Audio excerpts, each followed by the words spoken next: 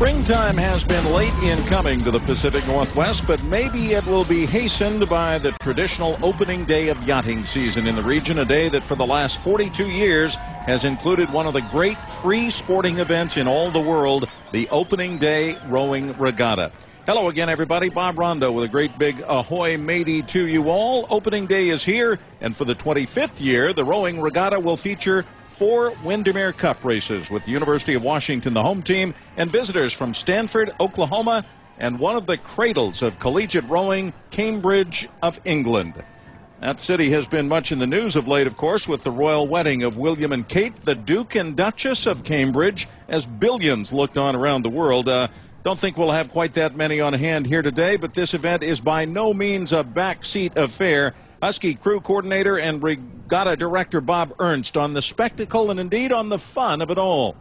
Seattle people are always up for a party, and when you got a party and you got a sports event, it's it's like the the opposite of the Bermuda Triangle. Well, it might be the Bermuda Triangle too. You never know. It's all happening. I mean, it's made to order for the Northwest. It's a party, and we're going to have crew races. It's all on, guys. It doesn't get any better than that. And it's a great place to look for a real estate agent, you know. Yeah. That was Windermere boss O.B. Jacoby plugging in, Never Stop Selling. And the real estate we're most interested in today is of the maritime variety. And to that end, joining me again this year from our perch here in the South Tower of the Montlake Bridge overlooking the racecourse, Husky Hall of Famer Sean Mulligan, coxswain for the 97 national champion Husky men's 8, also barked commands to the U.S. national crew. And today we're glad to have him with us to analyze the races. There will be 22 of them in all, Sean, and as always, this event unique to the sport and certainly germane to the Pacific Northwest. Yeah, definitely. It's really one of the defining events of the Pacific Northwest and Seattle in general. It's a great celebration of rowing, and we're looking forward to some excellent racing today. We got some windy conditions, so it's really going to be on the coxswains to be on their game and make sure they can get their crews to the finish line in the shortest distance as possible. Well, last year we had Oxford in town for the occasion, Sean. This year, Cambridge. And Oxford, Cambridge, they go back a long way, as we mentioned, the cradle of collegiate rowing. Yeah, really. It's athletes from all over the world. Once they graduate from university in the States, a lot of times they'll go to Oxford and Cambridge just to be a part of the tradition over there and be a part of the big boat race. We had it, a couple weeks ago, and Oxford beat Cambridge by about 4 lengths. So it was a pretty significant defeat for Cambridge. So they're going to look to try to get some retribution out here and maybe take it out on the Huskies a little bit. Well, it's big when they just call it the boat race, exactly, as they have for hundreds of years over in jolly old England. But we like to call this our boat race here in the Pacific Northwest. Also with our crew today is our man on the water. That would be KJR's Dick Fain aboard Bob Ernst's motor launch as the race director lines up the boats at the starting line out to the east of us. And as always, Dick, weather and water conditions are key, especially today. Yeah, much different scene here today, Bob, than in the 4 or 5 other years that I've been out here on Coach Ernst's skiff out here with the wind. He's got an app on his iPhone that's got an anemometer, a real-time anemometer, and it's anywhere from 16 to 23 miles per hour. So there's quite a bit of chop out here. And what it's doing is it's affecting the start of these races because these boats just simply can't line up, Bob. So what we're having to do is we're shortening the course by a couple 100 yards because he gets these boats lined up. They blow out of position, and you can't very well turn these boats around. So they just have to continue to shorten the course until the four or 5 boats get lined up, and then he can send them out. It's very interesting out here today, Bob. Yeah, this is one of the few times in memory I can recall the course having to be shortened because of weather conditions. So they will very much play a factor. And the races, in fact, were started a bit early. The program was to have commenced at 10:20. It actually got them going about 10:16 or 10:17. And with the weather conditions in mind, this 2,000-meter race course that won't be 2,000 meters today, roughly 1.25 miles, will be shorter than that. But the course runs east to west, roughly paralleling the Evergreen Point Bridge. The boats will travel through the corridor of motor launches, some 500 at least, tied up to the log booms, and then funnel their way into the Montlake Cut and a bit out of the wind, headed out toward Lake Union, and they will finish at the end of the cut as it merges into Portage Bay. And that is where the 4th member of our crew is stationed right now. Let's say good morning to our resident Cougar, who, as always, shows a purple and gold side on this particular day. Here's Ian Furness. If how you doing? Well played, Bob. Well played. Ahoy to you as well as we sit here at the finish line at the end of the cut. And as Dick Fain mentioned, in the 4 or 5 years that we've been involved, I know for me it's the same. This is the windiest we've had it. Although down here at the end, and Sean can I'm sure speak to it, it's more of a swirling wind, but it certainly will affect the boat races here much more so than the last couple of years. Now, an interesting note, I think, and we're just kind of keeping an eye on how things go. There's 3 races already been completed down here, Bob. All 3 races won by Green Lake Crew, Sammamish Rowing, and also the Vashon Island Crew. First 3 of the day, the mixed 4, the men's 840 plus, and the men's 850 plus, all won by crews in lane 2. I look down at the program later and I see, at least for the first time in my memory, Washington in the Windermere Cup, the men's Erickson Cascade Cup, and the men's Varsity 8 in the Windermere Cup, both in lane 2 later on today. That was Coach Michael Callahan's doing. Actually, he started that last year with the Huskies when Syracuse and Oxford were here.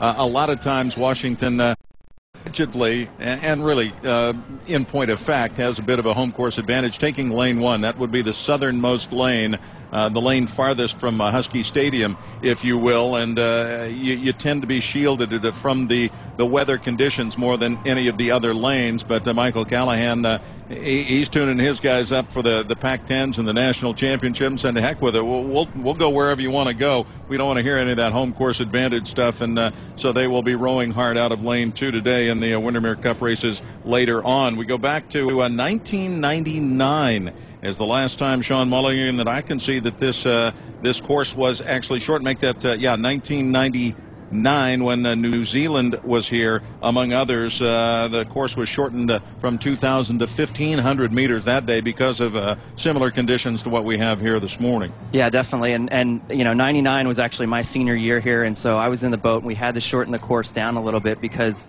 it just gets too windy past that extra 500 meters out, because you're out closer to Lake Washington and you're open out in the air. So you want to shorten the course so that you can get a good start and get everybody a fair race all the way down. Well, we'll be updating you on all of the race results with nearly 40 rowing entities represented here today, some 94 crews in all the way from high school kids to senior citizens, masters as they are called.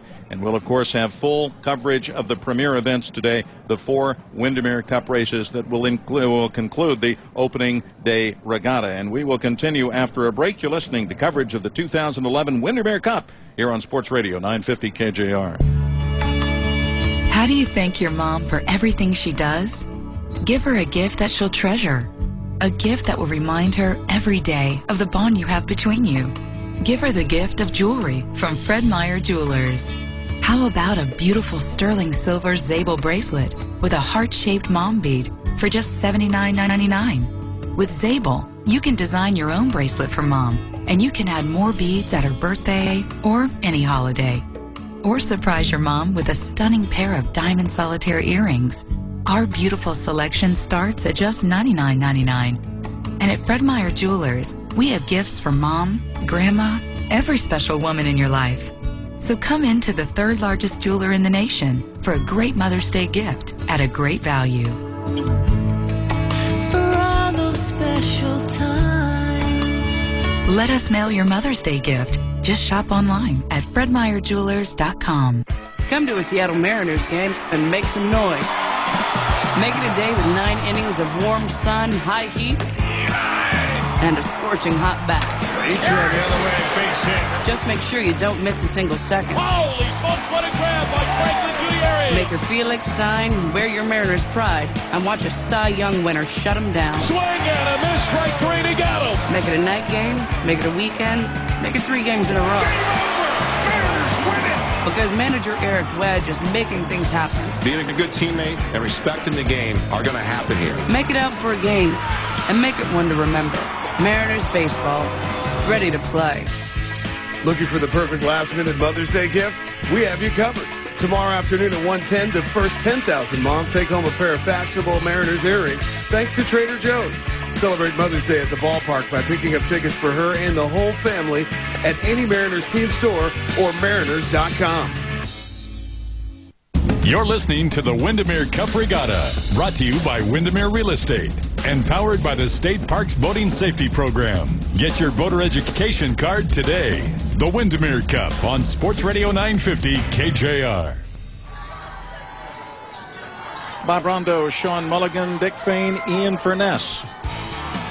There's 4 to draw to right there. Welcome back to KJR's coverage of the opening day regatta and the Windermere Cup races here on Sports Radio 950. A windy day on this first Saturday in May. Sean Mulligan, normally and earlier, this is the latest this regatta can be held. It's always the first Saturday in May. We had 5 Saturdays in April, and thus a May 7 beginning for the opening day of yachting season this season, and that leaves only 1 week instead of 2 for the Huskies to get ready for the Pac-10 championships that go next week. Right, Bob, and that's a big shift from in years past. Usually the team will have 2 weeks to finish the opening day races and then do their final preparations for the Pac-10 championships, and that's a really intensive period for all the athletes.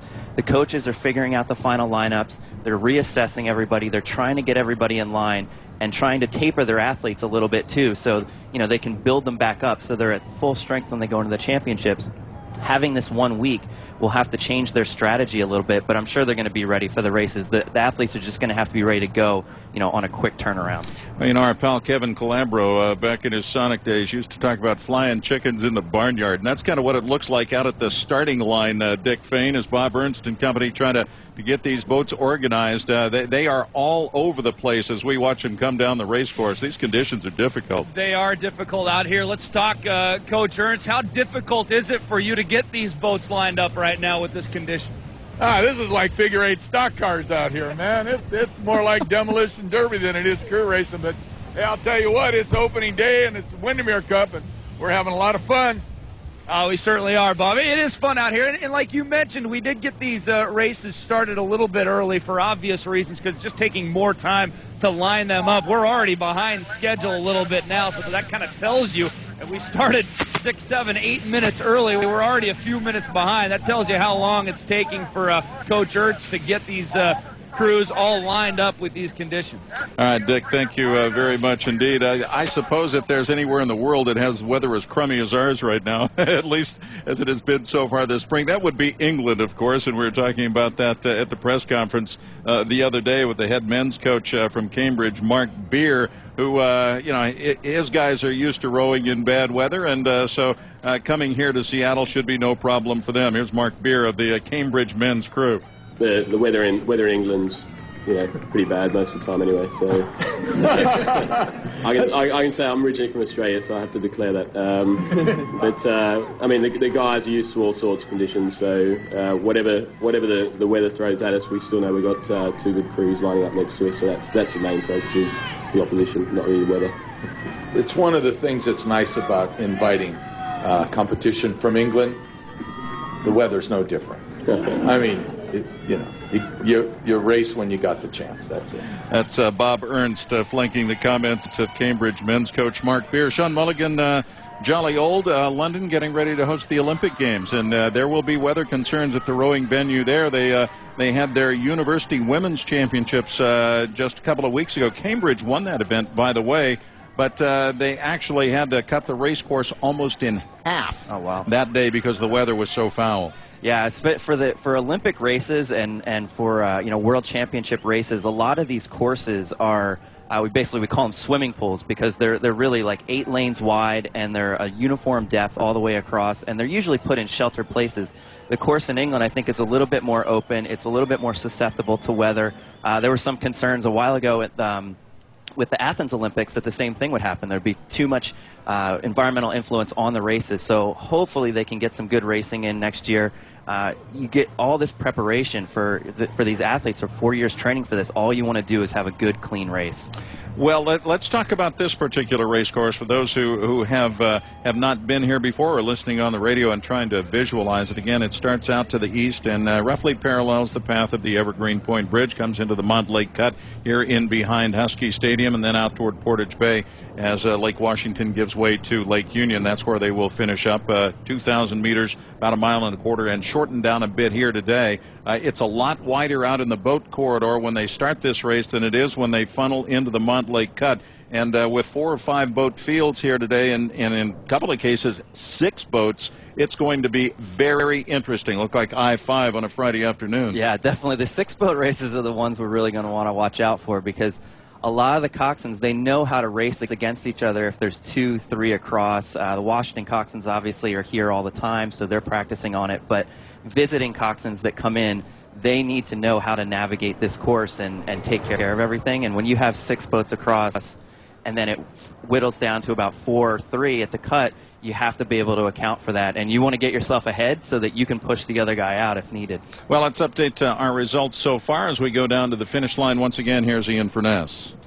Well, Bob, so much for that lane 2 advantage, because after 3 straight wins, it's been kind of mixed around a little bit. Should mention just a great atmosphere down here, too. Didn't get a chance to say that earlier. Husky Band across the way from us on the south side of the cut. The cheerleaders over there as well. And wind, rain, and weather never seem to dampen the spirits down here in the hospitality tent area either. And so far, we've got, 6 races already have finished off. It started off this morning with the mixed 4, 40-plus age group Green Lake crew with a win there. The men's 8-plus. 40 years old and older Sammamish Rowing Association picked up the win there. And the men's 8-plus, 50 years old and more, Victoria Rowing won that one. In the women's 8, age 30-plus, that was a victory picked up by the Lake Union crew. And a couple races that just finished off here as the wind kind of dies down. The women's 8, 50-plus in terms of the age group, that picked up by the Conibear Rowing Club. And just moments ago, the Willamette Rowing Club from Oregon won in the mixed 840-plus. So race is well underway, and thankfully the wind kind of dying down as well down here. Certainly, again, though, great atmosphere as always. There's nothing more Seattle than opening day in the Windermere Cup, Bob. Ian, thank you very much. We have our oars in the water for the opening day of yachting season and the Windermere Cup racing to come. We'll continue our coverage in a moment. You're listening to Sports Radio 950 KJR. It's the Gas Man and Sleep Country's Mattress Price Wars sale on now. Sleep Country, thinking of you, has challenged top manufacturers to offer even lower prices. That means you save up to $500 right now on selected Simmons Beauty Rest, Sealy Posturepedic, Serta, and Stearns & Foster mattress sets. And for a limited time, you can get 36 months free financing on Tempur-Pedic, the most highly recommended bed in America. That's no interest for 3 years if paid in full within 36 months on approved credit with just minimum payments required. And Sleep Country always offers all the extra things that make them so special, and they've got a new thing for you as well. Free same-day delivery and removal of your old set. All you have to do is make your purchase by 2 o'clock, and you'll get same-day delivery. Don't forget Sleep Country's 100-day money-back comfort guarantee as well. Sleep Country USA, they're celebrating their 20th anniversary. If you'd like more finance information, the location of the store nearest you, call 1-888-88-SLEEP. Sleep Country USA. Why buy a mattress anywhere else? Here's another question from the Geico Savings Mailbag. Heather from Bakersfield writes, how do you feel about rain? Well, Heather, if you're talking about the downpour of savings people are getting on their motorcycle insurance with Geico, then I love it. It's quite literally a money monsoon. Ooh, a late afternoon cash shower. And those riders who combine their motorcycle and auto insurance will have an even higher chance of savings cloudbursts. Now, the only kind of rain I don't like is the wet kind. Humidity makes my hair frizz. Call Geico or visit geico.com today to see how much our multi-policy discount could save you.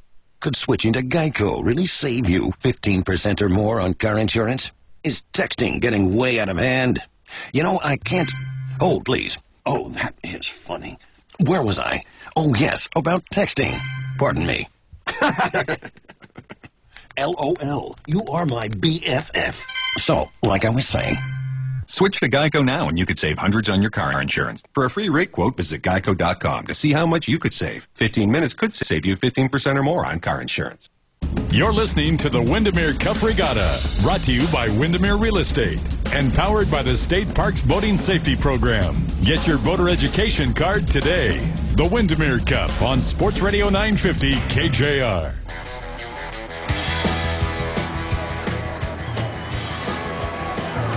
Welcome back to the Montlake Cut, where the opening day rodeo continues. It is interesting with the wind and the weather right now. Bob Rondo and Sean Mulligan, nice to be inside here in the bridge tower, the South Bridge Tower. The Montlake Bridge is closed right now. A lot of fans assembled on the bridge, of course, overlooking the course, and the road Montlake is closed right now. And then noontime, the bridge will be raised for the annual parade of boats. This is, after all, the opening day of yachting season, an event that dates back to 1909. Been an annual event since 1920. The rowing came in 1970, and guy named Dick Erickson has been huge. The late, great Washington coach and a Husky rower of great note, was on the crew that went to Russia and beat the big bad Russians once upon a time, with Keith Jackson also calling the action on Como television, a storied event in Washington history, one of the great wins ever by a university crew from the United States. You think back to 1936, Sean, the Huskies went over before Hitler and all in Berlin and stunned the world by winning in the 1936 Olympic Games. Those kinds of moments are rife throughout the history of Husky rowing. I thought Jerry Brewer had a beautiful piece yesterday in the Seattle Times talking about the history of this thing. It is so much more than just a single event. And I know Michael Callahan, the men's coach, has talked in terms of, yeah, it's rowing for 4 years, but it's a 40-year deal. In fact, it is a forever deal. There is that kind of camaraderie here. Yeah, I think he really summed it up great with that quote. I mean, you come into the program and you're recruited into the program, or you walk onto the program as a freshman, and you understand immediately out to be part of this team, and you have to go through the grueling process of, cuts and everything else just to make the team. But it's an inclusive team. You have those 4 years there. You have all your friends. You're ready to go. And you race as hard as you possibly can and do all these things with all these other people that you never would have met on campus before. And then you graduate, and you're always a part of this alumni association within the rowing program and the university as a whole. So it really is a forever program. And something like the Windermere Cup, you see all the alumni come back, all the rowers just walking over here. I saw so many people that I rowed with and that I knew from other classes that, they come out for these huge races. Dick Fain out on the water with Coach Bob Ernst at the starting line. We were talking, Dick, about how interesting it might be if we had 6 boat races, and we've had one of those just go by. The men's varsity 4, a 6-boat affair, and now the women's varsity 4 on the water with 6 boats as well. And we saw our first incident a moment ago, the Seattle Pacific 4. The Falcons here for a rare time, and had a little mishap, ran into one of the buoys marking the entrance to the Mond Lake Cut. Well, Bob, we had the hairiest start thus far in the morning was that women's varsity 4, and Bob had to move the shells up 200 meters in that race to get them situated, and even after that, the lane 3 and lane 4 Husky teams, their oars were nearly touching each other after about 15 strokes. I mean, that's how fast these boats are moving together and being pushed together by this wind. So, right now we've got the men's open 8 that are. You can hear Bob in the background trying to line them up. He's moving these. They're about 100 meters in easily already. Could be moved in 150 meters before the beginning of this race. And again, the wind coming out of the south, 16 to 23 miles an hour as measured by, and you said the secret word, anemometer, was a $50 word, Dick. Congratulations on that. Collect your prize. Bob's got all the gadgets in the launch. And you're finished, but you really can't fit 6 boats across once they get into the cut, Sean Mulligan. We talk about the oars in the water. They are about 12 feet long on either side, and you got room enough for a fanny in the boat, and that's about it. So you're looking in terms of 25 feet of width on each of these boats, and you put 6 of those together in the cut, and something's got to give. Yeah, definitely. It takes up a lot of space. The cut at its width, I mean, I've seen maybe 5 boats go through here, pretty much toe-to-toe, like right across, but the coxswains have to be excellent at that point. As we watch the women's 4s come down underneath us, you have 25 feet or so on either side. The coxswain in the 4 is in the front of the boat, so they have blind spots on either side, and so they need to really be aware of where their boat is in relation to the other crews, so it's imperative that you get yourself ahead. And people might wonder who are new to the sport, Sean, you got 4s and you got 8s. What's that all? You have coxswains and no coxswains. What's that all about? There is a purpose to all of this, right? Yeah, exactly. Like, rowing's a very big sport, and the team's very large. As I said before, it's an all-inclusive team. So you have boats that are 8s, where you have 8 athletes, and then you have a coxswain in the back of the boat. So they're looking forward, actually steering and telling everybody where to go, and they can see everything. And then you have the 4s, where the coxswain's usually in the front. So they're looking ahead, and the rowers are behind them as they're going forward. And you have other shells such as like quads, where each rower in the boat has 2 oars. The 4s and the 8s, though, everyone has 1 oar. That's called sweep rowing. And that's the majority of the races that the UW competes in. It's 4s and 8s, the bigger boats that are bigger team-building boats for the national championships. And, of course, rowers have an interesting perspective on the world. It's great to see where you've been, but it's hard to see where you're going. Exactly. That's where the coxswain comes in. They have to trust their coxswain. It is a really big trust thing. You get in the boat for the first time, and it's a windy day like this. It's actually more dangerous right now in the warm-up area because the crews are out there warming up, and there's so many more boats that are shuffling around trying to get their power strokes in, get everything done. So they have to trust that the coxswain knows where they're going and is looking out for their best interest, because some of those guys in the front, they're in the impact zone if anything happens, so they got to make sure that they're good. And we have a men's Open 8 race on the course right now following the women's Varsity 4. Ian Furness will update you on the results of that one in a moment. This Open 8 race has Washington, Western, Seattle University, the Pocock Racing Club, and Western Washington as well. And again, you can just see as you look out to the east, normally these boats are pretty well spread across the corridor of the pleasure yachts, and of course all those folks out there are having a great time. They don't care about the weather. But you can just see how that wind is pushing them to the north. That would be toward Husky Stadium as we look at it from our vantage point on the south side of the cut.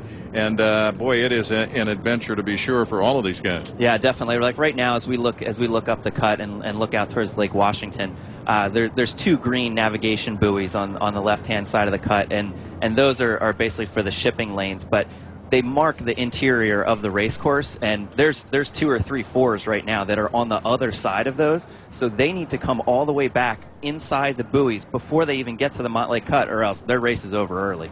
That's not exactly power steering this coxswain has. It does take a little time. You know about a motor launch. Sometimes it's tough to move it, and we got a boat headed right for this buoy right now. Now they're going to have to make a hard turn, and they do. Shortest distance between 2 points always shot is a straight line, and that's going to be hard to walk here today, let alone to row. Exactly, and when you as a rower, if you're watching that, you don't know exactly where you're going. You're trusting the coxswain's going in a straight line, and when you see behind you, you see the boat shift, and you see your wake of the boat shift out and curve. It's difficult to deal with at times because you want to get there as soon as possible and get the race over with. Let's get down to the finish line again. Ian Furness with an update on recent races. All right, Bob, well, let's go in reverse order. The women's Varsity 4, which finished off just a few moments ago. The UW A boat beat the UW C boat. The B boat was third in that race. And in the prior race, the men's Varsity 4, it was the UW B boat edging the UW A boat. I shouldn't say edging. They had a rather comfortable win. So the B boat with a win over the A boat for the UW in that race. And I think always inspirational and sometimes overlooked. We do a pretty good job, I believe, of letting people know the winners of all the other races. You mentioned the number of boats that are out here. But how about the fact there are 3 different races involving boats with crew members 50 years of age or plus? We gave you a couple results earlier, and if you need a little inspiration on this weekend to hit the gym perhaps, how about the mixed 8 60-plus age group? Corvallis was a winner in that one just a little while ago as well, Bob. Hey, it's not like they're dead. Come on. I wasn't insinuating anything. Some of us are 40 as well. Yeah, I'm just saying that you see the 60-year-olds out there, and some of us will be drinking a mimosa or maybe having a Bloody Mary. Others are out there rowing away right now. Look up here. I got my fist in the air, pal. That's great power to you. We will take a break, come back with more coverage from the Montlake Cut. You're listening to the 2011 Windermere Cup right here on Sports Radio 950 KJR.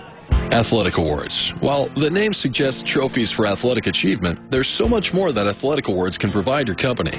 Athletic Awards reaches far beyond the ball fields. Recognizing those who excel in the workplace is as important to the company as the company's product itself. Athletic Awards specializes in corporate recognition through its knowledgeable and customer service-oriented staff. From meeting your last-minute deadline to helping design that one-of-a-kind award, Athletic Awards is here to help. If you're looking for that unique, custom award, then visit Athletic Awards. A meaningful show of appreciation is what Athletic Awards has specialized in for over 62 years. Whether it's creating a promotional product that'll keep your company's brand in the hands of your loyal customers or creating that one-of-a-kind award that recognizes excellence in the workplace. You'll find it all at athleticawards.com or their fully stocked store at 817 Republican in Seattle.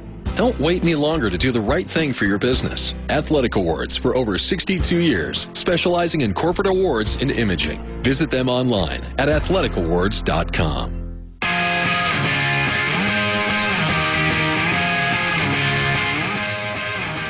Welcome back to the Mud Lake Cut. Bob Rondo, Sean Mulligan with a roof overhead, and it's nice to have that indeed. Sean, the one-time Husky coxswain and Hall of Famer and national championship rower, and there have been a lot of those here at the University of Washington. 13 men's national championships over the years, 11 women's national championships. I don't think the gals are going to get there this year as Bob Ernst continues to try to rebuild the women's side of things, Sean, but the men who we will see later on, a work in progress is Michael Callahan goes back and forth between his second varsity and varsity boats. That crew could shift by the time they hit the national championships in a month or so, but they're getting ready for the Pac-10 championships. They are the #1 crew in America.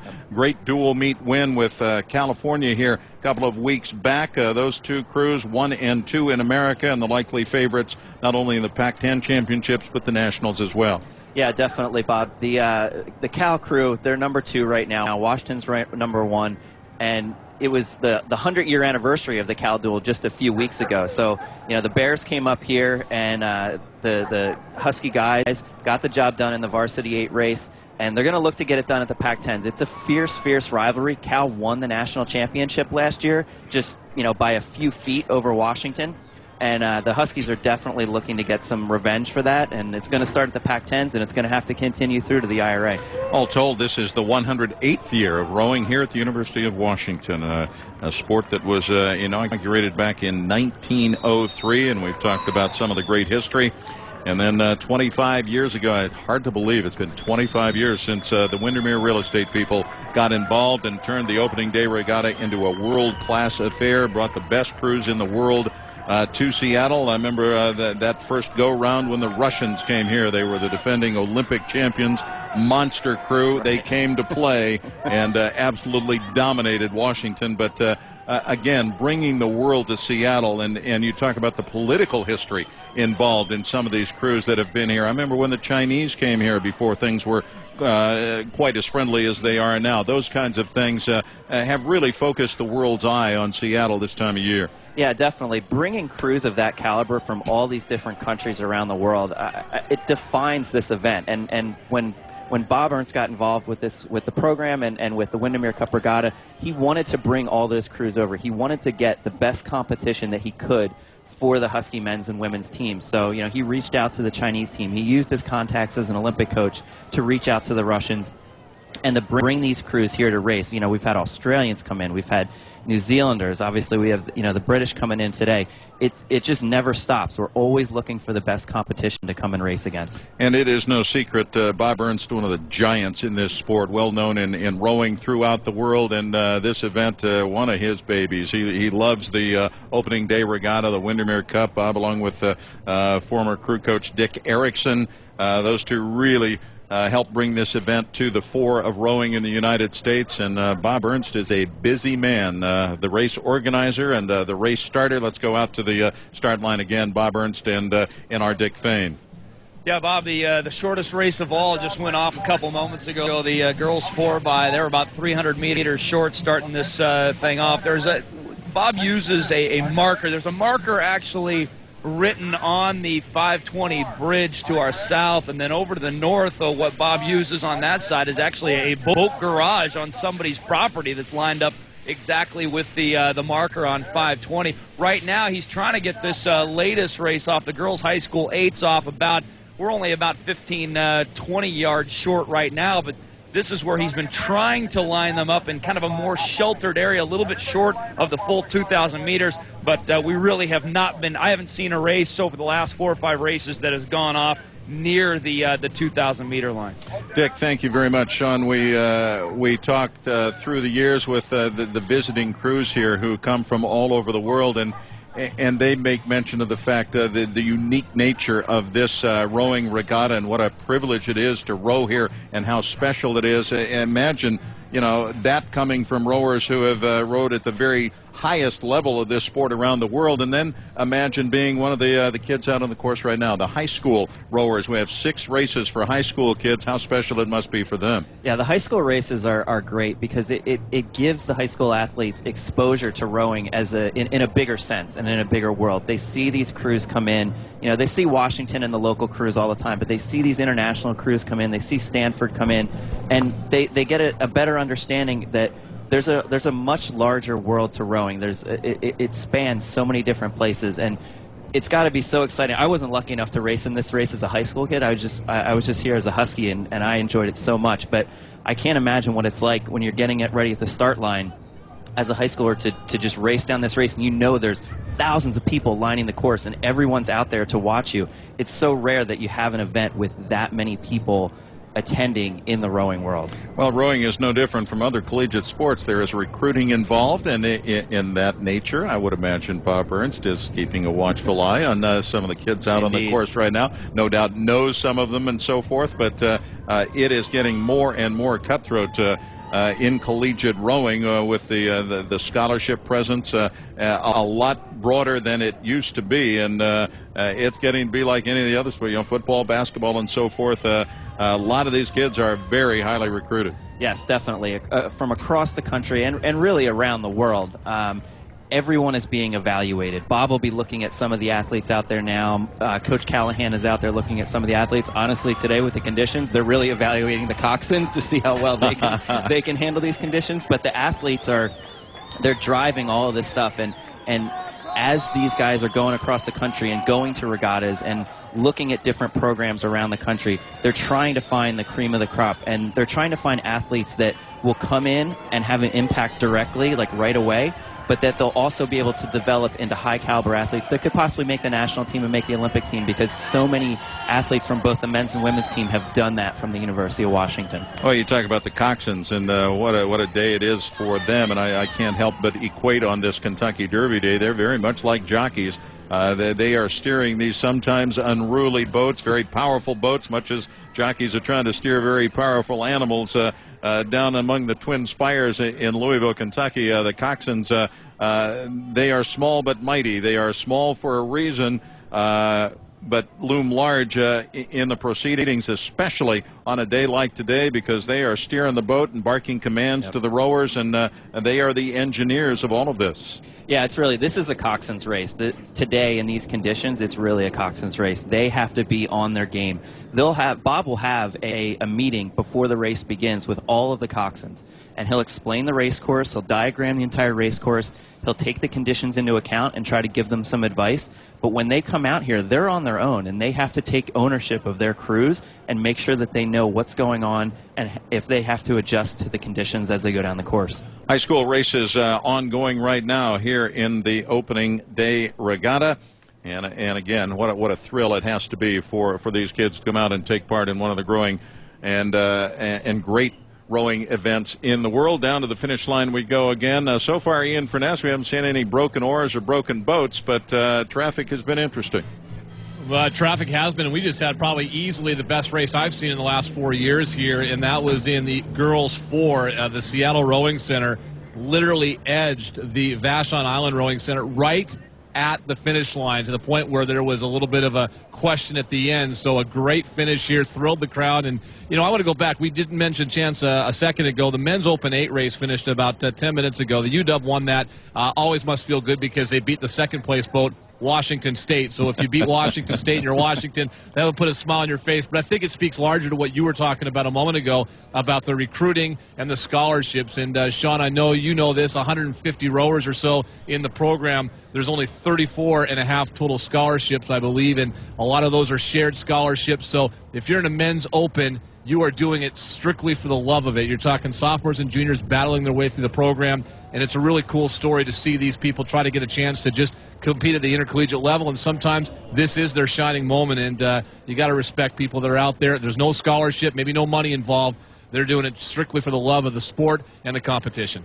Yeah, exactly, and I think you're right on. The open boats and even the sometimes the third boats and the fourth boats within the program, they are not recruited athletes. They're mostly walk-ons, and they're just doing it for the love of the sport. Rowing's really unique in that it gives an opportunity for anyone really to walk on. If you have athletic ability, or even if you're just really determined and you want to do it, most of the time you'll have a place on this team. As long as you're showing up every day and you're giving 100%, they're going to try to get you in a boat and get you racing and have you become a part of this rowing program. And certainly prototypical rowers tend to be long and lean. Sean, they tend to be powerful people.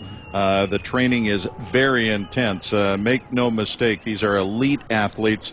We talk about the indoor training they do on the ergometer machines. There are actual competitions around the country on erg machines, and you get yourself a unbelievable workout doing those, and then not to mention the training they do year-round on the water in all manner of conditions, getting up early in the morning, getting out and getting after it, and then school involved as well. These are rowers tend to be pretty elite type individuals, don't they? Yeah, they really do. It's funny. Bob actually has a plaque when you come into the boathouse for the first time. It says, he who hoots with the owls at dark can't soar with the eagles in dawn.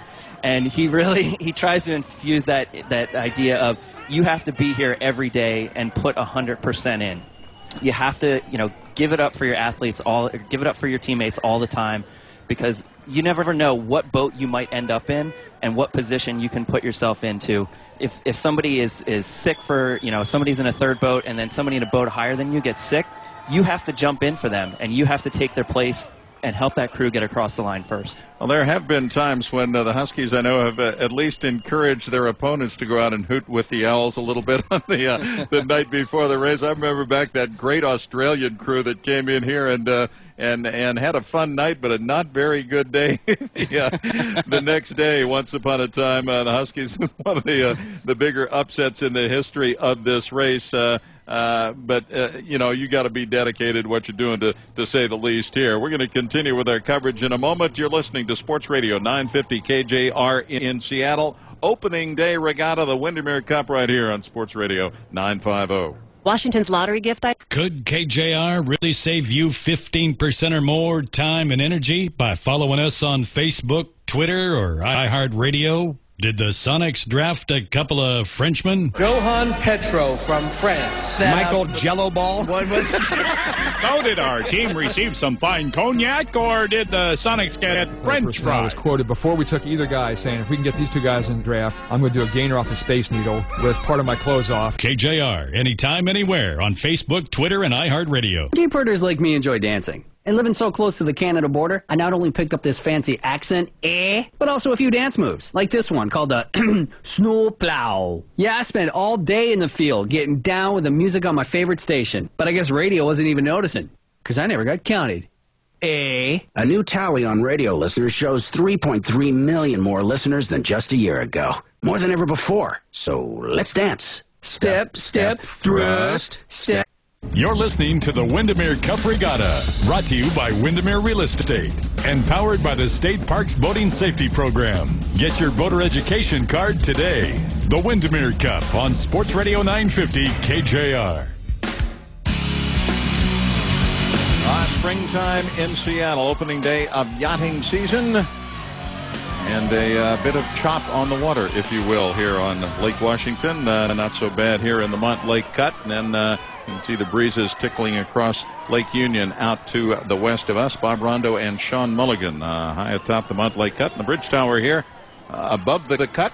Out on the course, Dick Fain, Ian Furness at the finish line. Let's get updated on where we're at in the program. Out to the start line we go. Dick Fain with Coach Bob Ernst.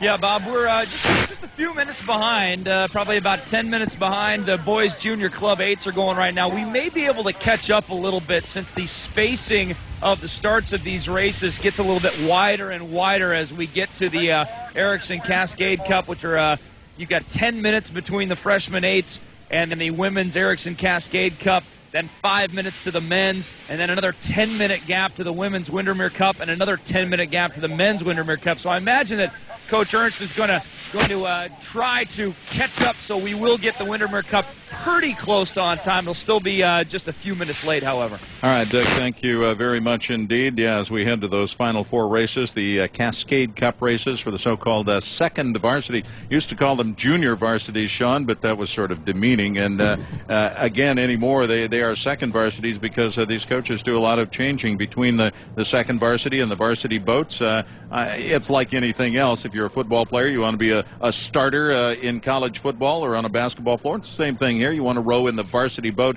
and the competition to get there is keen.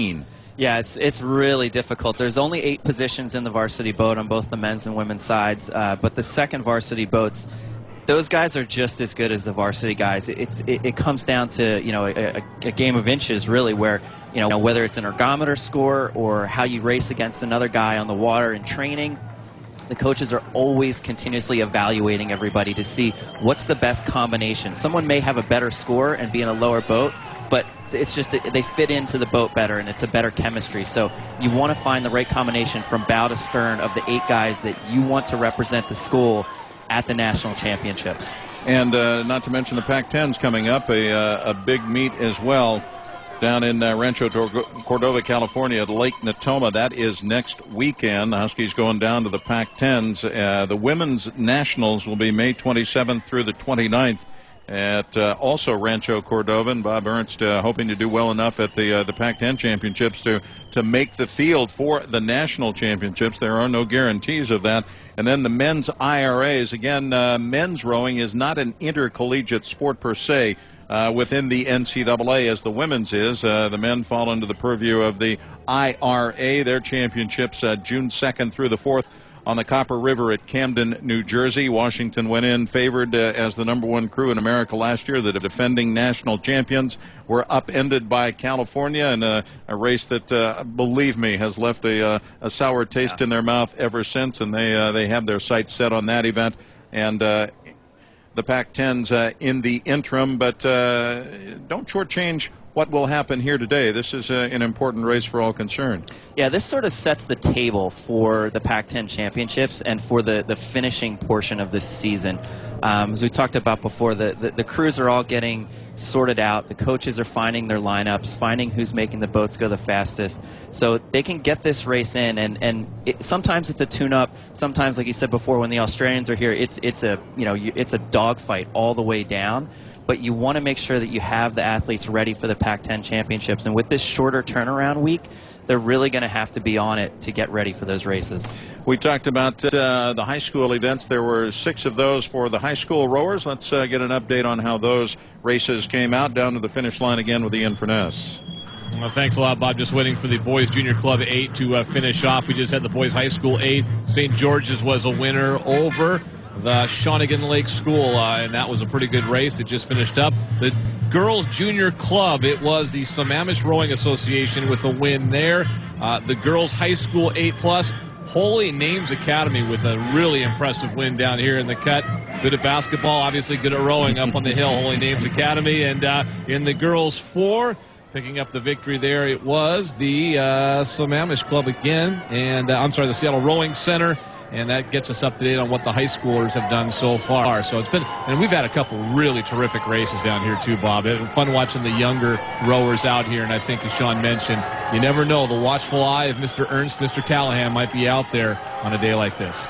The high school races will be followed by an open 8 race with 3 Washington crews, Western Washington and Seattle University. And the men's freshman race, this is always an interesting event. I mean, you talk about the competition. It starts early with some really good incoming rowers here to Washington. That will be an interesting race to watch. 2 Husky crews will sandwich an Oregon State crew, and then we'll get to the Final 4. The Women's Erickson Cascade Cup with Washington, Western, and Seattle Pacific. The Men's Erickson Cascade Cup will feature Washington, Stanford, Oregon State, and the University of Victoria. And then the 2 biggies, the Women's Windermere Cup Varsity 8 race, Washington, Oklahoma, and Cambridge. Oklahoma, they actually row at Oklahoma? Yeah, they do. We'll be talking about that more as we go along. And then the final race of the day, the Men's Windermere Cup, Washington, Stanford, and the light blues from Cambridge University in England. We had the dark blues from Oxford last year. It's interesting, they call them the light blues, but their predominant team color is light green. What's up with that? I don't know. I'm not really sure. They've just always been known as the light and the dark blues. And when you have the boat race, you get the two crews out there. One, the Oxford guys are in their dark unisuits, their dark kit, and the Cambridge guys are in their light blue kit, and they're just going at it full bore. And again, as the crews complete their races, they muster up down in Portage Bay, the gateway to Lake Union, and they will all gather there. And when the final race has been concluded, all will turn around and pull back through the Montlake Cut out to the east and over to the Shell House and all that great camaraderie that goes along with it. You talk about the kit. Oftentimes, rowers will exchange singlets, Sean, as souvenirs and mementos of the occasion, although I'm not sure I'd want to be taking my shirt off on a day like today. It's a little chilly out there. Yeah, no, you want to keep your gear on today and maybe do the exchanging back at the boathouse when you can find your counterpart from some of the other boats. That's about to the start line now and figure out where we are in the program. That's been an interesting and a very static, or I should say fluid adventure all day long, as the course has been shortened here and there to account for the winds blowing out that way. Here's Dick Fain again. Yeah, Bob, we are catching up nicely. We only have the two Ericsson Cascade Cup races and the two Windermere Cup races yet to go off. The men's freshman 8 went off just about 60 seconds ago. The UW A boat taking a nice lead there early. They're going up against a UW B boat as well as Oregon State. And then there's a boat in lane 4 that mysteriously has appeared that was not on the program originally. So maybe another University of Washington boat. You got the women's Ericsson Cascade Cup. And Bob's going to start to line up here in just a few moments as we're rocking and rolling. I'm running out of quarters out here in my mechanical bull, Bob. Right, cowboy indeed, Dick. Thank you very much. That's going to set the scene for the first of our Windermere Cup races. And again, as always, huge thanks and huge prompts to the folks from Windermere Real Estate who have put a lot of time, money, and effort into making this the great regatta that it is. And Sean Mulligan, you've rode all around the world. This really is a one-of-a-kind event. It really is, Bob. It's so nice that Windermere was able to come in and make this regatta what it is. There's so much work that goes into putting it all together, making all the arrangements, getting everything going. I mean, just the fact that we have a regatta that's on the radio is fantastic for all these athletes, and it's so much fun to compete in.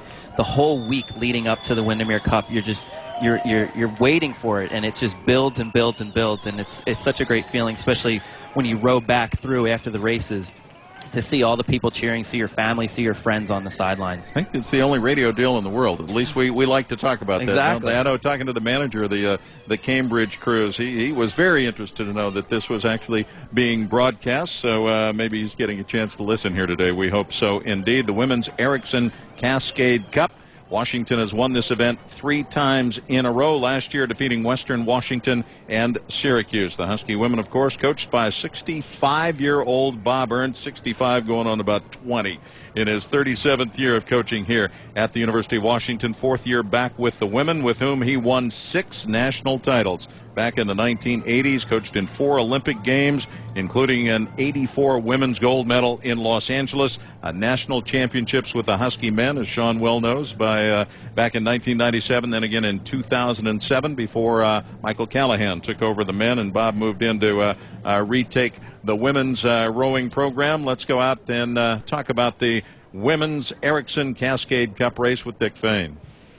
Bob Ernst lining them up right now, just asking about these women's boats that you mentioned a little bit earlier on, that they're just kind of coming up. Where the men's crew team right now, clearly the powerhouse in the Pac-10, if not in the country, ranked at #1. But it's nice to have a boat that's ranked #9 in America that's just still progressing. So that's how strong this crew team is here with Bob Ernst on the women's side, and of course Michael Callahan on the men's side. The Ericsson Cup for the women being lined up right now. It's interesting to watch the precision, because in some of these earlier races, Bob, Coach Ernst not as precise as getting the boats lined up perfectly, because it was more about just getting them off instead of getting them lined up with precision. Now definitely a lot more precision being used in the freshman 8 as well as this women's Ericsson Cascade Cup.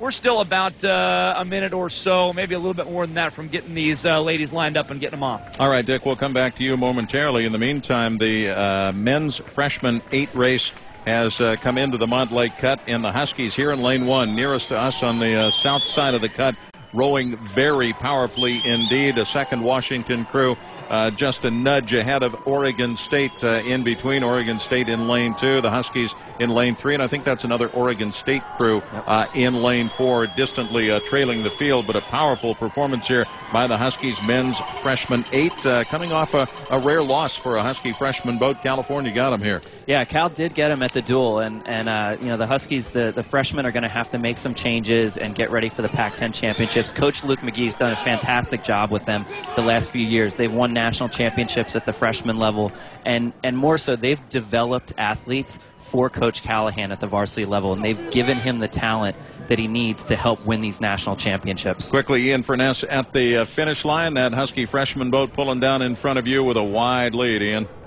As they would say, open water and then some, Bob, as the freshman A boat easily cruising to a win. And you can hear the crowd in the background, which is filled in nicely.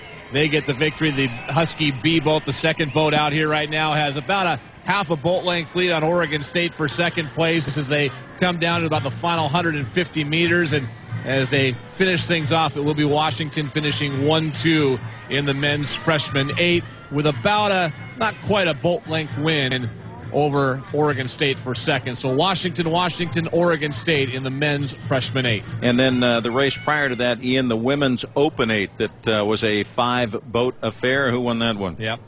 The Washington A boat got the win rather easily. The B boat was second, the C boat third, and then Western Washington and Seattle U in that order 1 through 5. So a good day for Washington thus far. And as Michael mentioned, or as you guys, Sean mentioned a moment ago, obviously the Washington freshmen looking for a little revenge, looking to get back on track after that loss to Cal. And boy, do they look impressive here. And a quick result, if you would, Ian, on the final of the high school races, the boys junior club 8. Really a good race, Bob. In fact, probably our best one of the day. The Mount Baker Rowing Club, they got the win, just barely edging out the Everett Rowing Association at the end. And I got to tell you, the 2 of the high school races, the best races I've seen here in 4 years. It may speak to the competitive nature of all these rowing clubs, and I'm sure they go head-to-head quite often. But on the big stage, the grandest stage they're going to have, they have put on probably the best show we've seen in years today. Thank you, Ian. Queuing up now for the first of our Final Four races, the Windermere Cup races, the Women's Erickson Cascade Cup race getting ready to go. Dick Fain out there at the start line. Yeah, Bob, the Women's Erickson Cascade Cup went off just a couple moments ago. Actually, Western Washington University in lane 2 got off to a very good start. A couple seat lead over the University of Washington. UW started then to catch a little bit. Let's go to Coach Ernst here. Coach, what did you see at the beginning of that JV Erickson Cup race? Well, that was a great start by Western. They came flying out of there, and of course that's their varsity crew, and they're the Division II national champions, the NCAA champions. So, hey, it's going to be a good race. That's what we're looking for. What do you like about your women's Windermere Cup 8 today? Oh, I think they're going to row an aggressive race today. This should be a real interesting outing for them. Thanks, Coach. Bob, back to you. All right, this Husky second varsity lost to Cal last weekend. The Golden Bears came in and swept the women's races here in Seattle. This crew that has changed some since San Diego did win down there. We'll go down the boat for you. The coxswain is Kelsey Jackson, sophomore out of La Jolla, California, stroking the boat today. That would be the 8th seat. And again, we go from the back of the boat toward the front. Sky Pierman Gilman, a junior from Viradale, Washington, University High School, stroking that JV boat for the Huskies. I'm sorry, second varsity for the Huskies. In the 7th seat, Victoria Nenchev, a junior from Vancouver, Washington, Evergreen High School. Marie Strohmeyer, sophomore from Zell, Germany, in the 6th seat. Hanna Trafnik, veteran, senior out of Wurzburg, Germany, rode in the varsity last year. She's 5 in this Women's Cascade Cup boat today. Haley Yeager, a junior out of Blanchard High School here in Seattle, in the 4th seat. Ruth Wyman, a freshman from Gloucestershire, England. Interesting day for her with Cambridge in town. The 3 seat, Monique Moore. Mo Moore, a sophomore from Atherton, California, in the 2. And in the bow, Sarah Velling, a junior from Seattle's Lakeside High School. Aunt and uncle both rode at the University of Washington. The Huskies in lane 1. Western Washington, the Lady Vikings in lane 2. And given the Huskies all they want right now, Seattle Pacific in lane 3. And 3 Seattle area rowers in that SPU boat. Emily Pitts from Normandy Park. The fashionable South End is in the 7 seat. Jackie Newmiller from Seattle in the 6, and Laura Haynes out of Lake Tapps, the 2 seat in that Seattle Pacific boat that right now is in the northernmost lane, and that has been the tough spot here today, trying to negotiate the funnel into this Montlake cut and get inside the buoy. And the Falcons a distant third right now, but a good boat race going as Washington in lane 1 nearest to us. As we look up the course, that would be to our right. A narrow lead on Western Washington in lane 2 in the middle of the race course. Yeah, it seems like the Washington coxswain really did a good job heading down the course. You could see she sort of tucked in to the right-hand side, so she was trying to get as close to the log boom down the race course as she could, just to stay protected from all that wind. The Western Washington boat had a little bit of a lead, but they were in the middle of the course, so they kept getting blown over to the other side. And the Western coxswain had to do a couple corrections in the middle of the course, and that may have allowed the Washington coxswains to get ahead. When a coxswain sees the other boat shifting around like that, they'll call a power move right there to try to take advantage of it, because they know that other boat's not going in a straight line. Yeah, Sean, talk about the pacing during a race. Bob Ernst was talking about great starts, and sometimes great starts are hugely important in a race. Sometimes you go out too fast and kill yourself. Yeah. Very strategic racing involved, as the Huskies have opened about a half boat length now on second place Western Washington here in this Erickson Cascade Cup women's race. Definitely, Bob. You have to have strategy as you're heading down the race course. Sometimes if you know your competitor is maybe a little bit faster than you in the long term, you're going to try to shoot out to a quick lead to see if you can kind of demoralize them a little bit and get them down, especially in days like today where you have rough conditions. If you can put somebody behind you and put them at a disadvantage, they might be more susceptible to the conditions. But the Washington crew has weathered that. They're out to about a length lead now, and they look pretty strong. Both the boats are right in the middle of the cut. They're sheltered from the wind, but they're going to get a little bit of headwind as they get past the bridge. The fabled white blades of Washington, the oar blades for the Huskies, churning the water as the dogs go under the Montlake Bridge with about a boat-length lead on Western Washington, and that can be significant. These boats are about 60 feet long. These high-tech boats used to be wooden boats and things of beauty. The Pocock racing shells, for example, made here in Seattle, that were famous in this sport, the wood has been replaced by the carbon fiber and so forth. The Germans pioneering that, and the Huskies grudgingly once upon a time decided to go modern and went to the Empacher shells made in Germany, and so very high-tech rowing machines these are. The Huskies in this first Windermere Cup race of the day are going to get their first Windermere Cup win. Let's go down to the finish line to bring them home with the Inverness. Just about 100 meters to go, Bob, and Washington with a strong lead, but certainly Western Washington a great showing in the second varsity race, the Women's Erickson Cascade Cup. Washington with about 50 meters to go, and to the delight of the crowd, they're going to pick up a win. They open up about a boat-length lead, and that will be the margin of victory as the Washington second varsity gets a win. The women in the Erickson Cascade Cup cross the finish line. Washington gets the win. Western Washington now crossing will finish second. All right, Ewan, thank you very much. As one finishes, another has begun. The men's Erickson Cascade Cup is underway. The Husky second varsity beat California in that duel 2 weeks ago, and a lot of interchange in the meantime with the varsity boat as Michael Callahan switches his crews around looking for the best possible combination. Quickly we go out to Dick Fain. Yeah, good start to the men's Erickson Cascade Cup just a few moments ago. They got to be approaching the bridge at this point. At the beginning of the race, the Huskies got off to a very good start in lane number 2. The University of Victoria, their varsity boat, racing against the Huskies' second boat. They were in second place at the start. Stanford in lane 1 was in third, and then Oregon State in lane 3 was in fourth place. Looks like we have 2 varsity boats and 2 JV boats in this race, or I guess they're second boats right now, Bob. They're not JV boats anymore. Well, and one of those are the University of Washington with a handy lead right now. The Huskies won 12 in a row in this event, the men's Erickson Cascade Cup. They lost to Nottinghamshire, England back in 1998. They've won every year since. This boat has Michelle Darby, a senior, as the coxswain. Dusan Milovanovic, a sophomore from Serbia, stroking the boat. Tom Lehman, a German in the 7-seat, rode varsity last year, battled pneumonia through the winter this year, coming back into health. Hannes Heppner, a senior from Berlin, another varsity rower last year in the 6. Seattle's Ty Otto, a senior in the 5-seat. He's out at Jefferson High School in Federal Way. Max Weaver from Snohomish, the team captain in the 4-seat. Mio Rudel, a Croatian sophomore in the 3-seat. A.J. Brooks, sophomore out of Costa Mesa, California, in the 2-seat. And in the bow, Jay Thompson, a one-time high school quarterback from Boulder, Colorado, now the bow oar in this Husky second varsity boat. And they are, what do we call this, curvature in front of the field, where you can actually see the curvature of the earth between them and their opponents. Very impressive performance by the Huskies in lane 2, leading Stanford by a wide margin. Dogs under the Montlake Bridge now. Stanford here in lane 1 is second, narrowly over Victoria, with Oregon State in 4th.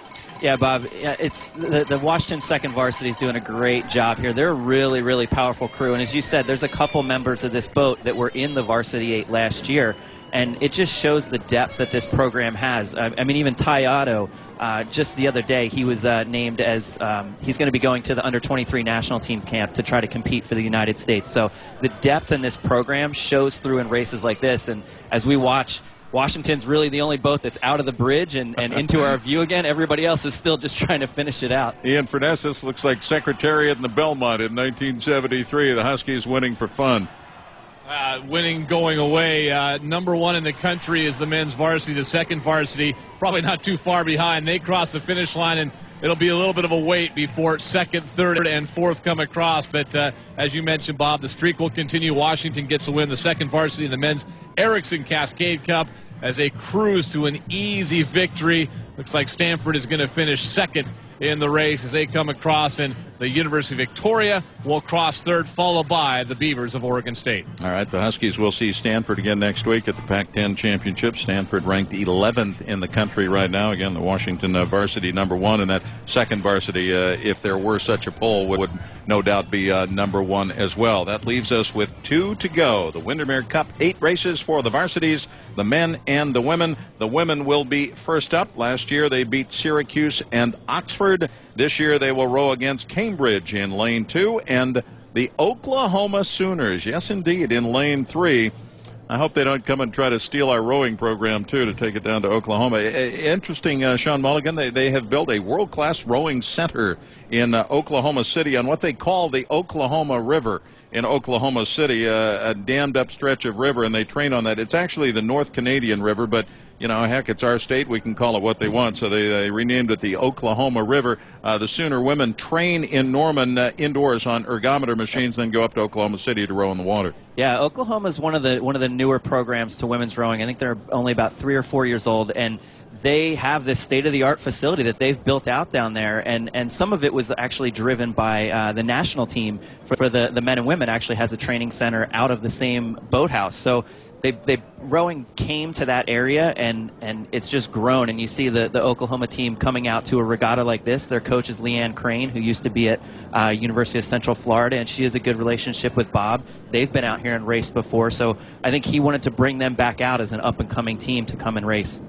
Ain't like playing the Sooners on the football field, I know that. Let's go out to Dick Fain. The Huskies, Cambridge, and Oklahoma in the Women's Windermere Cup race underway. And it's amazing, Bob. We've been talking about how long it's been taking to send these races off, and somehow, some way, Bob Ernst has done it. He sends the Women's Windermere Cup race off 1 minute early. At 11:34, they're headed towards you, Washington, with a full boat length advantage in lane 1 over lane 3, Oklahoma. Oklahoma, at last check, as we are heading now back to the start of the men's race, Oklahoma had a 4-seat lead on lane 2, Cambridge.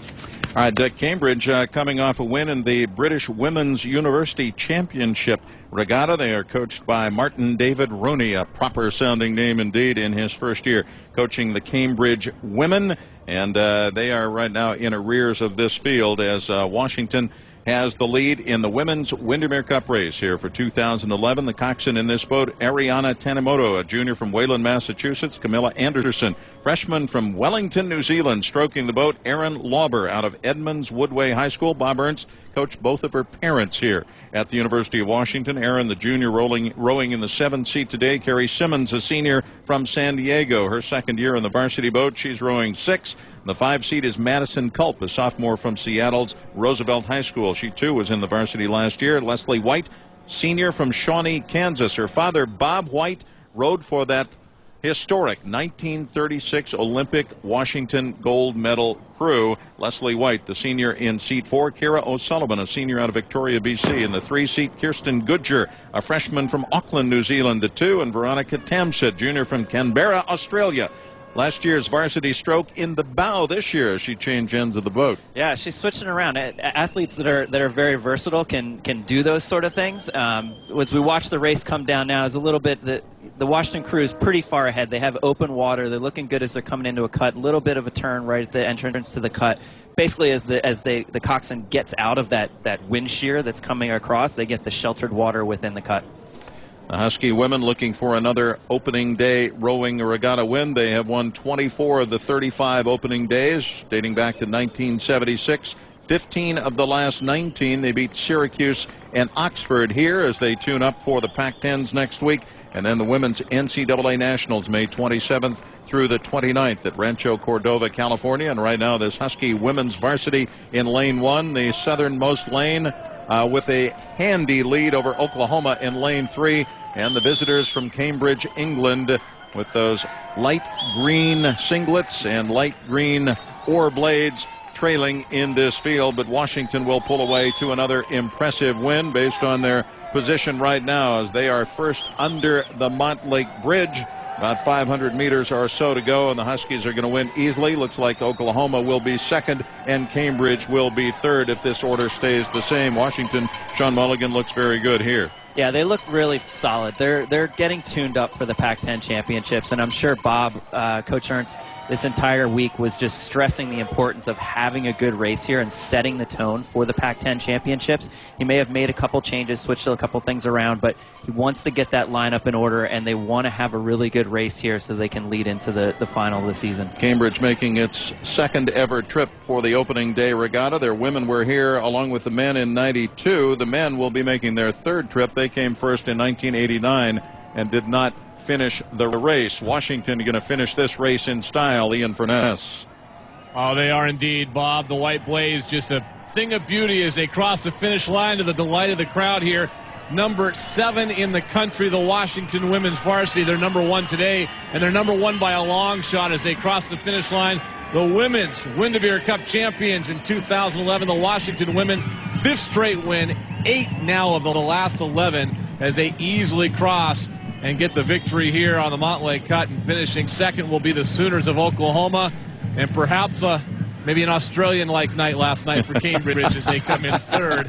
The proud tradition of the visitors coming to Seattle. You never know what evils might lie on a Friday night. Nonetheless, City, Bob. The Duke and Duchess of Cambridge are so proud of their ladies for their competing here today. Now we make ready for the final event of this opening day regatta, the men's Windermere Cup race with Washington, Stanford, and Cambridge. And before we go out to Dick Fain, we want to hear from Husky men's coach Michael Callahan in his 4th year with the men's team. 3 years as freshman coach. Before that, he rode here with the University of Washington 92 to 96, a member of the national team, also coached with the national team. Michael Callahan has brought Washington to absolute dominance in men's collegiate rowing, won the Nationals 2 years ago, felt they should have won it last year, and will try to go do it again this year as the number 1 crew in America. Michael Callahan talking about the race today, as we mentioned before, an important prep race for races to come. After the California duel, we've been training pretty hard, and so we want to see if we've made any progress before our Pac-10 championship.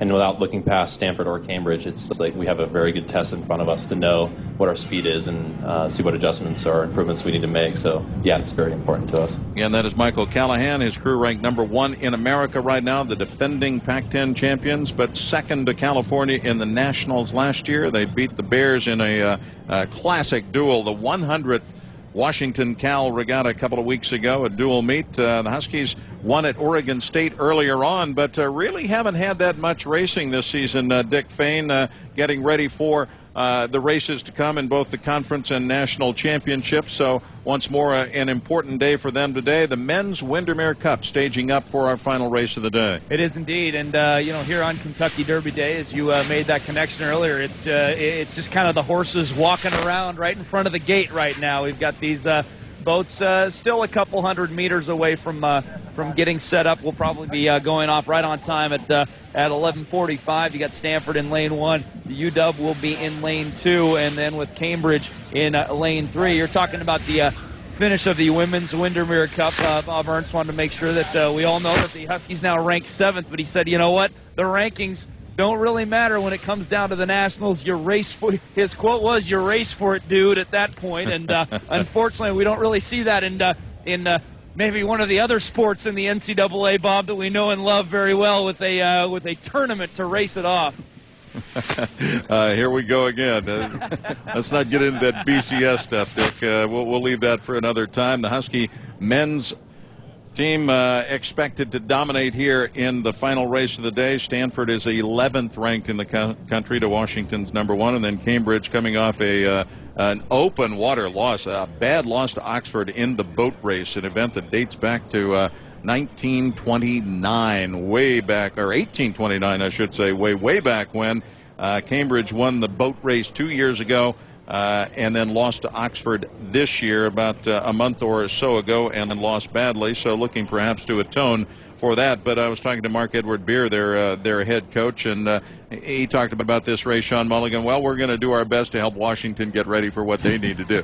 Well, that's very nice of them to throw that out there. But yeah, I mean, Cambridge is going to come here. They're going to try to get a good race in. It's obviously it's never easy, especially you come across the country. But if you're coming across the pond all the way out to Seattle, there's going to be some jet lag and everything else that sets in. But these guys are going to want to represent well for their university and show that they want to come here to race. And obviously the Huskies, they want to get a great race in because they need that final tune-up before the Pac-10s. Let's give you the lineup for Washington's varsity boat for the final event of this opening day regatta, the men's Windermere Cup. The coxswain is Sam Ozerka. Sam is a junior from Linwood, New Jersey. The stroke order today, Nenad Bulacic, a senior from Belgrade, Serbia. Very international flavor to this Husky varsity boat. Alex Bunkers, a sophomore from Maitland, Florida, the 7th seat. Hans Strazina, the senior from Kirkland, Washington. Bellevue Christian High School, they call this guy the pocket rocket. He's not that big, but he is massively strong. Will row the number 6 seat today. Yeah, Hans he's a very, very strong rower. I had the pleasure of actually coaching him at a high school camp when he was at Lake Sammamish Rowing Club, and you could see the talent there. You saw that the raw material was there, and Coach Callahan has just turned him into an incredible athlete, and he's put a lot of hard work in. Next door to Hans in the 5-seat, Ambrose Putnam, a junior from Cincinnati, Ohio. They call him Larry because he's good at just doing work. Colin McCabe, a junior from Brockville, Ontario, Canada, is in the 4-seat at 6 feet 8 inches tall. He is the tallest on the team. He, too, is a strong individual. Yeah, Conlon, I mean, on Derby Day, if you're talking about horses, this guy is a horse. He's 6'8".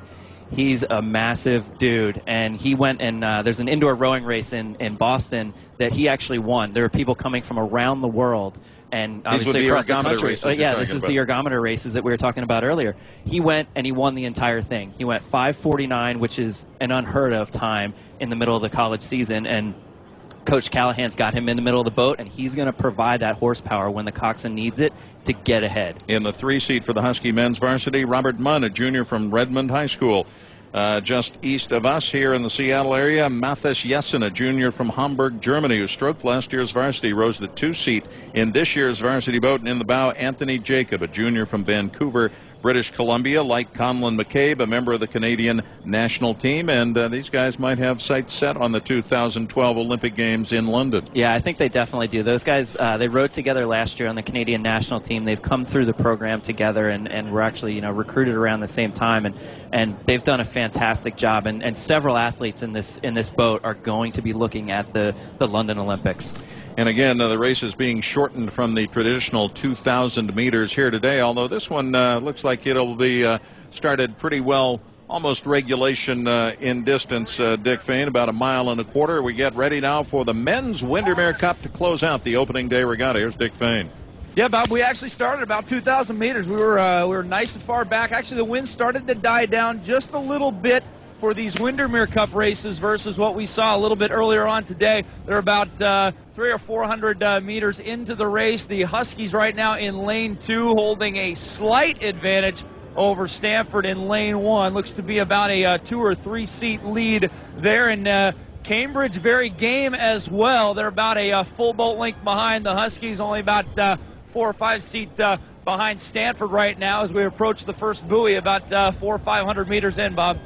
And Cambridge has the most difficult assignment in the northernmost lane, lane 3 here. They have to angle their boat a little bit to clear that buoy. Washington in between them, and then in lane 1, Stanford. But so far, Sean, a good boat race. All of them intent on getting off to a quick start. Definitely. Stanford's got some phenomenal athletes in the boat as well. Coach Amirkhanian has done a good job with them, and historically they've been very fast. So even though they're ranked 11th, they're going to come up here, and they want to try to put it on the Huskies. Well, an important race for Stanford as well as the Washington Huskies, with the Pac-10s looming next week. So looking to put a best foot forward here, and I'm sure the coaches, again, these are all tryouts here today. They're watching all of these races, and they want to make sure they have their best lineup possible ready to go next week. Exactly. This is the final evaluation before the Pac-10 championships, and so both Stanford and Washington, their coaches, they're looking at this race. You can see now as we watch the race, the coaching launches are following it. They're intently watching all the athletes, watching what's going on, seeing who's putting out the most effort, seeing who's doing what they need to do, and they're going to have this as a final evaluation for next week's training before the Pac-10s. And Dick Fain, we see those white blades of Washington emerging as the boats come toward the entrance to the Montlake Cut. The Huskies in the center lane, lane 2, have opened water on their competitors. Indeed they do, Bob. Open water lead over Stanford. Stanford in second place with a full boat lead now over third place Cambridge. Good start here in the first 500-600 meters for the Huskies, Bob.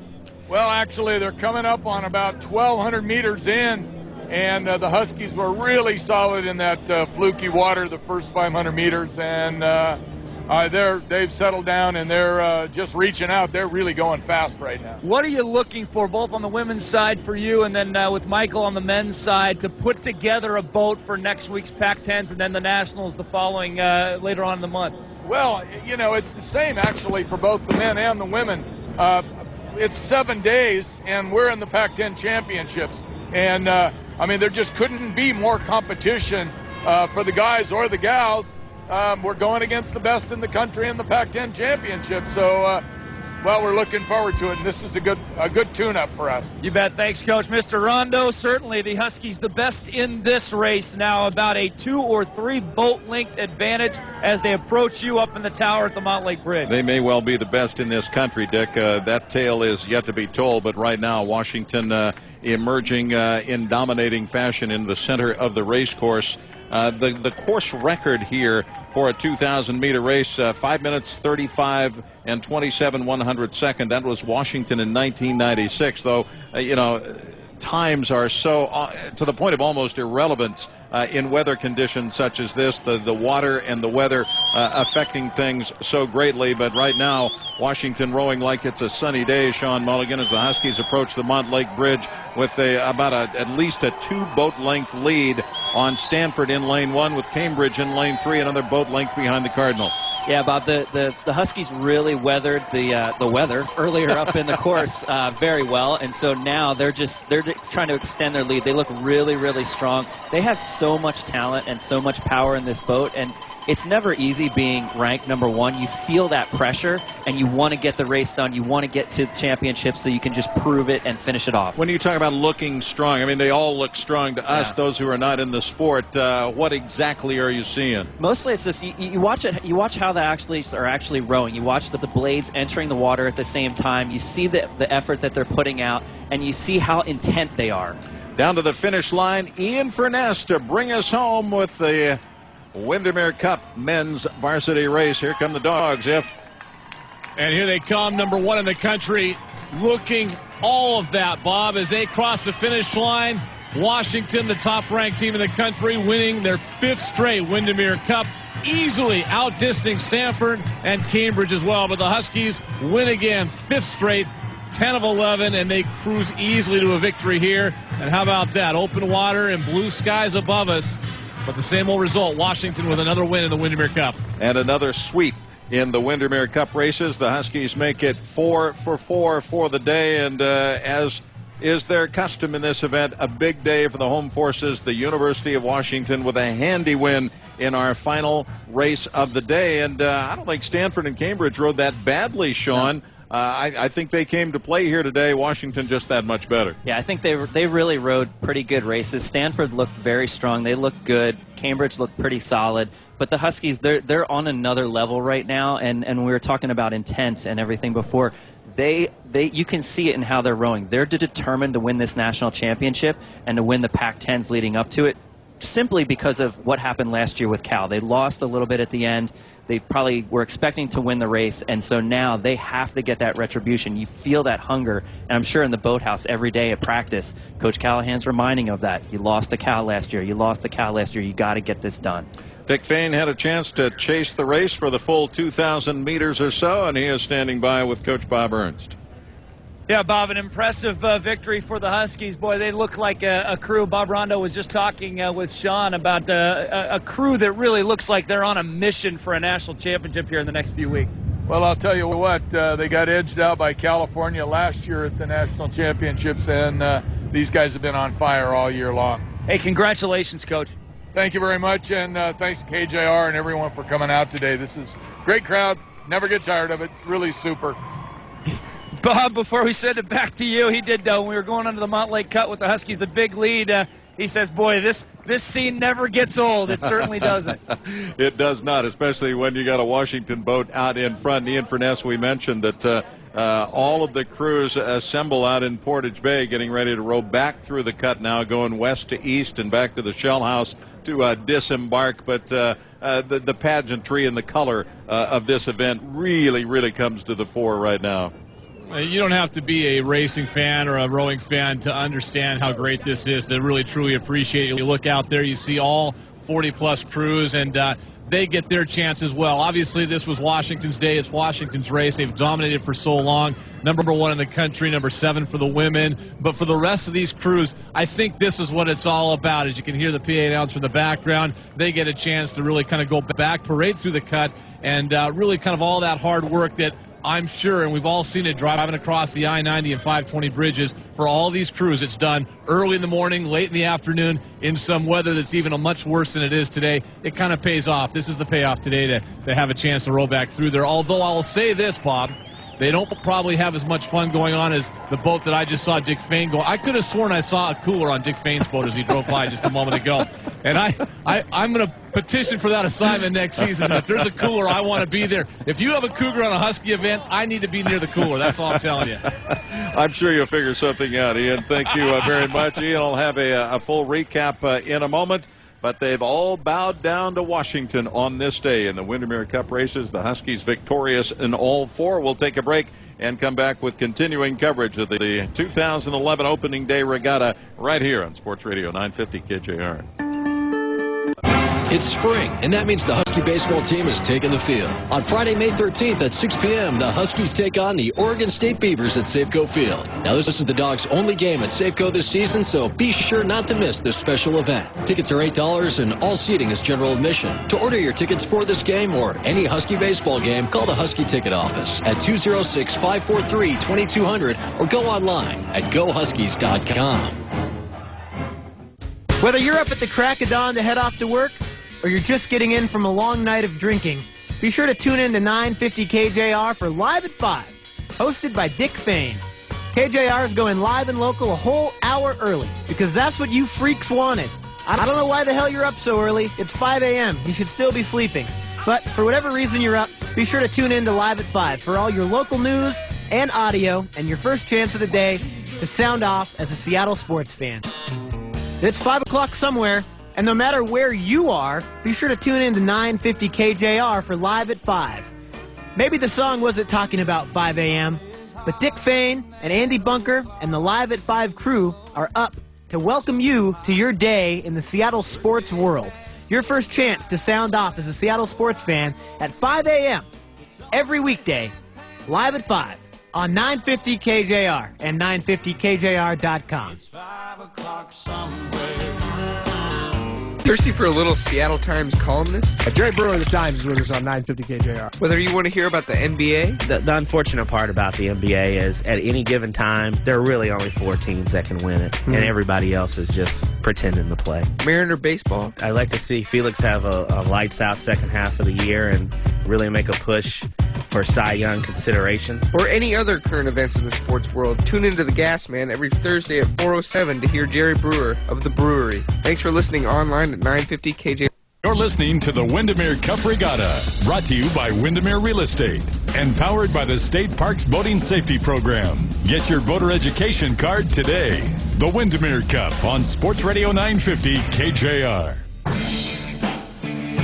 And we have the first of 2 boat parades ongoing right now. All the rowers, and again, some 94 crews rowing their way back west to east through the Mont Lake Cut into Lake Washington and over to the Husky Shell House to finish their day on the water. And then the Mont Lake Bridge will raise, and we'll have the annual parade of boats marking the opening day of yachting season. This year's theme, Salish Sea Treasures. I didn't even know about the Salish Sea, but come to find out, it encompasses a lot of the inland waters going up into BC and all the way down to the south of Puget Sound. Salish Sea Treasures, as they doll up the power boats and celebrate the opening day of yachting season, celebrating an opening day regatta and a big day for the Washington Huskies once again. Victorious in all 4 Windermere Cup races. With a final recap on those, here's Ian Furness. Bob, thanks a lot. And you mentioned a clean sweep for Washington. The Women's Erickson Cascade Cup, the second varsity for Washington, was the winner in that race, easily outdistancing Western Washington University, and Seattle Pacific finished third. In the Men's Erickson Cascade Cup, the second varsity 8, Washington over Stanford, along with Oregon State and then the University of Victoria. And in the second to last race, the Women's Windermere Varsity 8, the Women's Windermere Cup, Washington over Oklahoma. The Sooners finishing third. Cambridge distance third, and the Men's Windermere Cup, the Varsity 8, Washington, number 1 in the country, looked every bit the part. They had an easy win over Stanford. Cambridge finishing third in that race. So once again, a clean sweep in the Windermere Cup for the Washington Huskies. As you said, Bob, bow down to Washington. They all did today, and now they can all enjoy watching the parade of boats the rest of the afternoon here at Mont Lake. Well, it just wouldn't be the same without you, Ian. Thank you very much for your work at the finish line here today. Always great to work with you.